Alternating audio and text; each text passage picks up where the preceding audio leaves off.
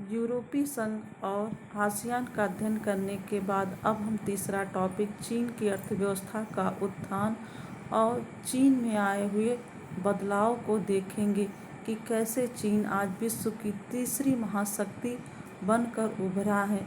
चीन प्रारंभ में इतना विकसित नहीं था जितना आज है। 1978 के बाद जब चीन में मुक्त द्वार की नीति अर्थात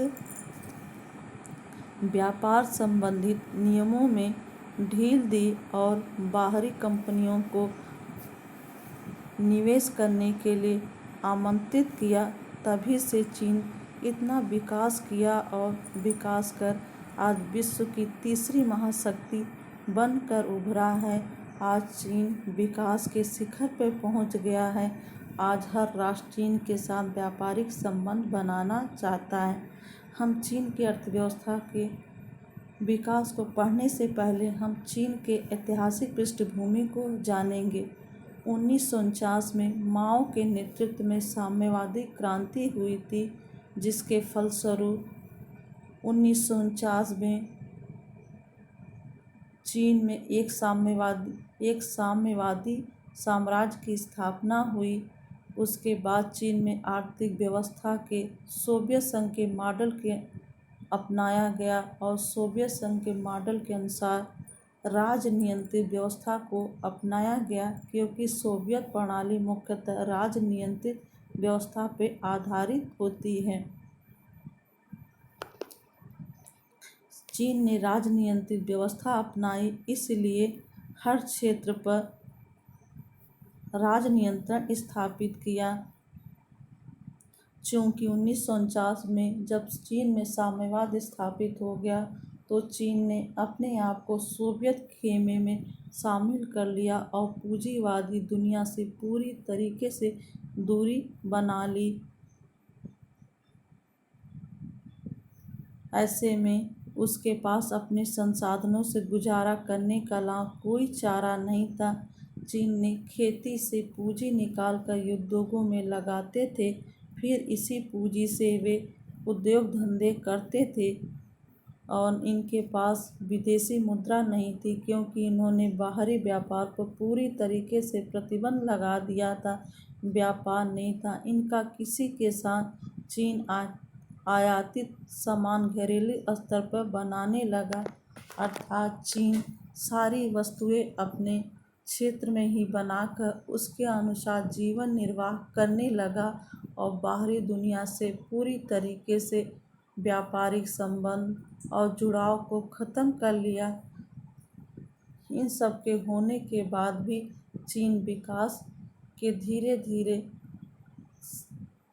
सीढ़ियों पे बढ़ रहा था, लेकिन उसकी जनसंख्या में विस्फोट के कारण यह विकास बिल्कुल नगण्य दिखाई दे रहा था, जिसके कारण यह सब अर्थव्यवस्था को कमज़ोर बना रहे थे, जिससे चीन अपनी जनसंख्या के भरण पोषण और उसके कल्याण के लिए नई तकनीकी लाना चाहता था। एक नई अर्थव्यवस्था की स्थापना करना चाहता था, जिससे उसके उद्योगों में अर्थव्यवस्था में कुछ उच्च कोटि की नीति अपनाई जा सके, जो उसके घरेलू ज़रूरतों को पूरा कर सके और बढ़ती हुई जनसंख्या की आवश्यकताओं को आसानी से पूरा किया जा सके। इस प्रकार चीन अपने पुराने मॉडल को छोड़कर 1972 में चीन ने अमेरिका से संबंध बनाकर राजनीतिक आर्थिक एकांतवास को ख़त्म किया और 1973 में चाउ एन लाई ने 4 क्षेत्रों में आधुनिकीकरण का प्रस्ताव पेश किया। ये 4 क्षेत्र थे। कृषि के क्षेत्र में उन्होंने पुरानी तकनीकों को बदलकर नई तकनीकों को बढ़ावा दिया।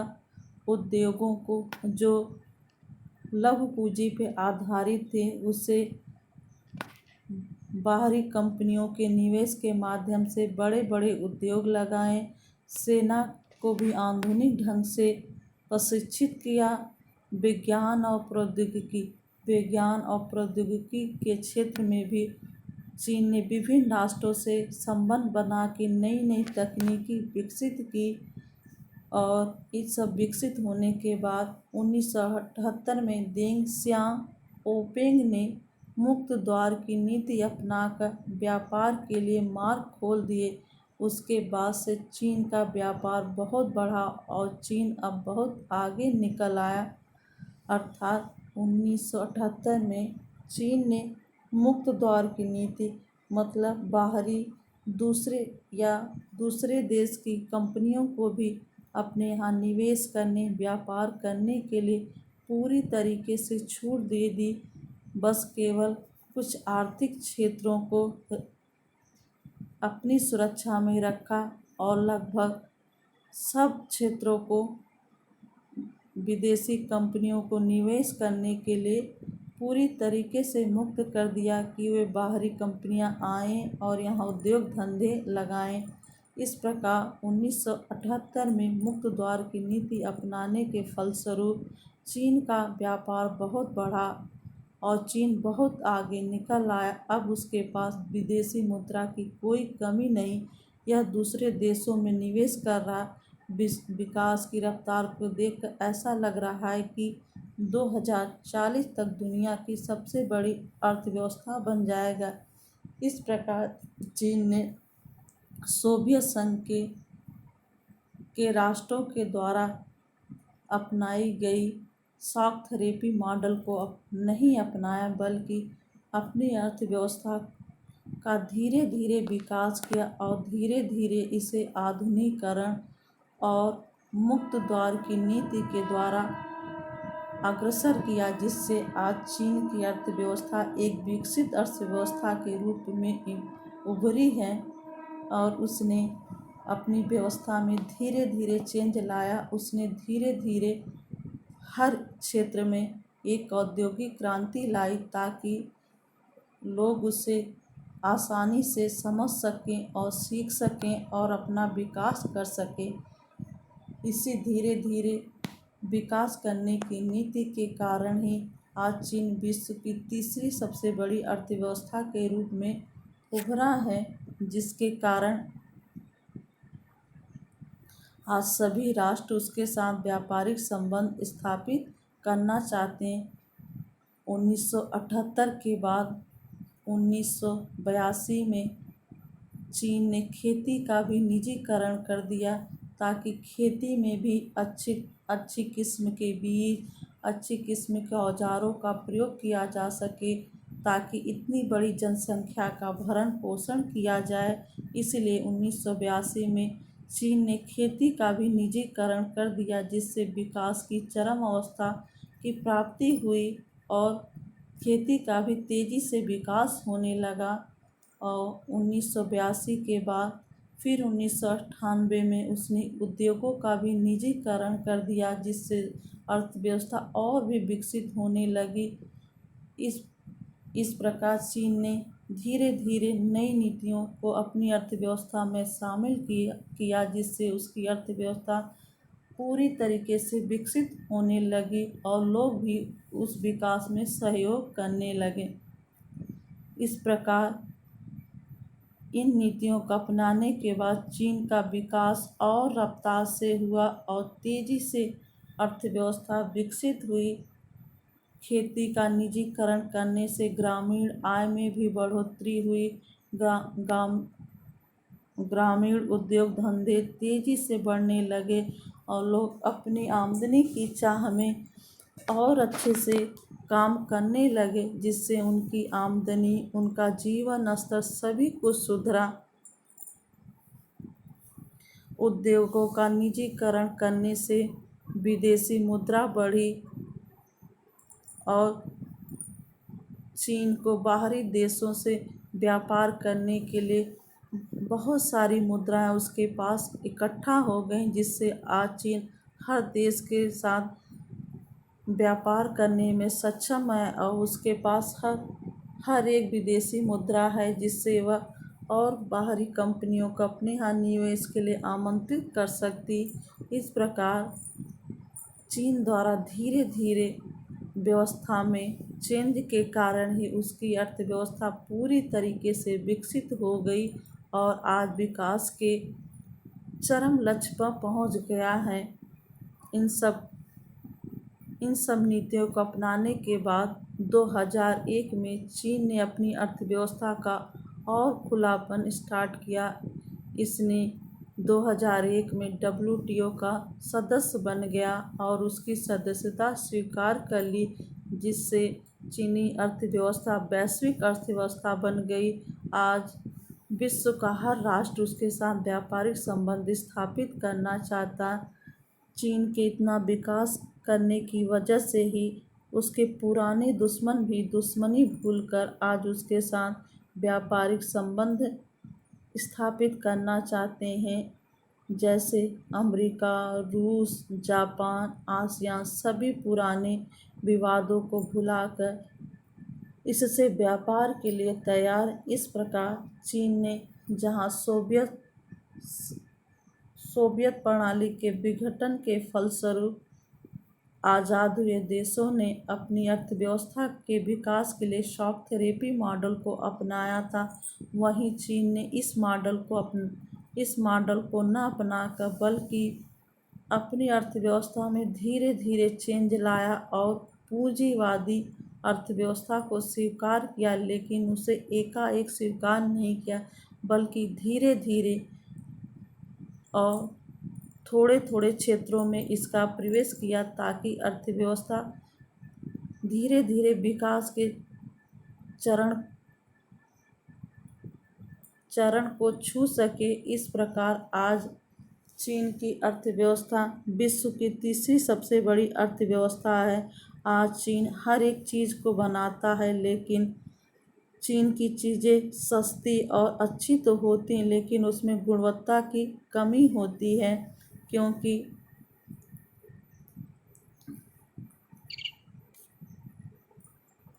क्योंकि इसमें इतना अच्छा मटेरियल नहीं मिला होता जितना और देशों की चीज़ों में मिला होता। लेकिन तो भी चीन ने आज विश्व व्यापार में एक प्रमुख साझेदार के रूप में उभरा है और चीन ने एक अद्भुत विकास किया है। लेकिन इतना विकास करने के बावजूद भी आज चीन में कई समस्याएं हैं जो इसके विकास को नगण्य करती हैं। जैसे आज भी 10 करोड़ जनसंख्या बेरोजगारी की मार से झेल रही है, उनके पास कोई रोजगार नहीं है। दूसरा, महिलाओं की काम करने की स्थिति भी बहुत खराब है। जैसी 18वीं 19वीं सदी में यूरोप में महिलाओं की स्थिति थी, वैसे ही बिल्कुल चीन में महिलाओं की स्थिति है। उनके लिए कोई रियायतें नहीं हैं, उनके लिए कोई नीति नहीं है जो उनके प्रति अच्छी भावनाओं को या उनके प्रति एक सही कानून को बना सकें। इसके साथ ही चीन में भ्रष्टाचार भी काफ़ी बढ़ा, जिस कारण उसके विकास को कम कर रहा है। साथ ही चीन के अत्यधिक विकास करने की वजह से चीन ने पर्यावरण को भी काफ़ी नुकसान पहुंचाया है। उसने आधुनिकता को अत्यधिक बढ़ावा देने के कारण ही पर्यावरण को पूरी तरीके से नष्ट किया, जिसके कारण आज चीन के सामने ये समस्याएं मुंह फाड़े हुए खड़ी हैं। लेकिन इन समस्याओं के बावजूद भी चीन आज सबसे तेज़ी से विकसित करने वाली अर्थव्यवस्था है और आज विश्व की एक तीसरी प्रमुख अर्थव्यवस्था के रूप में उभरा है। धन्यवाद।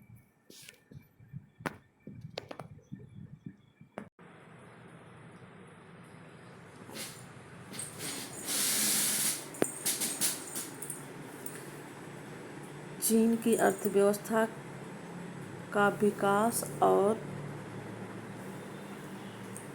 उसमें आए हुए बदलावों का अध्ययन करने के बाद अब हम भारत चीन संबंधों का अध्ययन करेंगे और देखेंगे कि भारत और चीन के संबंध कैसे हैं। भारत और चीन का संबंध प्राचीन काल से ही देखने को मिलता है। प्राचीन समय से ही चीन के विद्वान भारत आते थे संस्कृति एवं धर्म की शिक्षा लेने के लिए। इस प्रकार भारत और चीन के बीच केवल राजनीतिक संबंध ही नहीं स्थापित थे, बल्कि सांस्कृतिक, धार्मिक एवं आर्थिक संबंध भी स्थापित थे। इस प्रकार भारत चीन से प्राचीन काल से ही परिचित था, लेकिन भारत और चीन का प्रत्यक्ष रूप से सामना नहीं हुआ, जिसके कारण इन दोनों के बीच कोई विवाद देखने को नहीं मिलता। लेकिन चीन प्राचीन काल से ही शक्तिशाली राष्ट्र था और उसने अपने आस पड़ोस के राज्यों पर अपना अधिकार स्थापित किए हुए था। मंगोलिया, हिंद चीन, तिब्बत इत्यादि राज्य उसे खुश करने के लिए नजराना, उपहार, तरह तरह की चीज़ें देते थे ताकि चीन उनसे खुश रहे और उन पे कोई जुल्म न ढाए। इस प्रकार चीन शुरू से ही अपने राष्ट्रों पर, आस पड़ोस के राष्ट्रों पर दबदबा रखता था। लेकिन चीन भी पश्चिमी उपनिवेशवाद का शिकार हुआ था और यह भी 1949 को ही आज़ाद हो पाया और एक स्वतंत्र राष्ट्र के रूप में उभरा। 1949 में माओ के नेतृत्व में साम्यवादी चीन की स्थापना हुई और चीन एक स्वतंत्र राष्ट्र के रूप में स्थापित हुआ। इसने पश्चिमी उपनिवेशवाद को मार खदेड़ा। इसी प्रकार भारत भी पश्चिमी उपनिवेशवाद के चंगुल से 1947 में आज़ाद हुआ। 1947 में आज़ाद होने के बाद भारत ने अपने पड़ोसी देशों से अपने संबंधों को मधुर एवं सहयोगपूर्ण बनाने पर बल दिया। उसने अपने पड़ोसी राष्ट्रों के साथ मित्रता के संबंध स्थापित करने चाहे। इन्हीं संबंधों में पहला संबंध चीन के साथ स्थापित किया। चीन और भारत के बीच 1954 में पंचशील का समझौता हुआ और हिंदी चीन भाई भाई का नारा बुलंद हुआ। पंडित जवाहरलाल नेहरू 1954 में चीन की यात्रा पे गए और वहाँ के पीएम के साथ भारत चीन के मैत्री संबंधों को बढ़ावा देने के लिए एक समझौता किया और इस समझौते का नाम था पंचशील समझौता। और हिंदी चीनी भाई भाई का नारा बुलंद किया। इस प्रकार 1950 के दशक में भारत चीन संबंधों का शुरुआत हुई और दोनों के बीच मैत्री एवं सहयोग की पर आधारित संबंधों का विकास हुआ। लेकिन धीरे धीरे चीन ने भारत के साथ विश्वासघात किया और इसके कुछ क्षेत्रों पर अपना अधिकार कर लिया, जैसे लद्दाख के अक्साई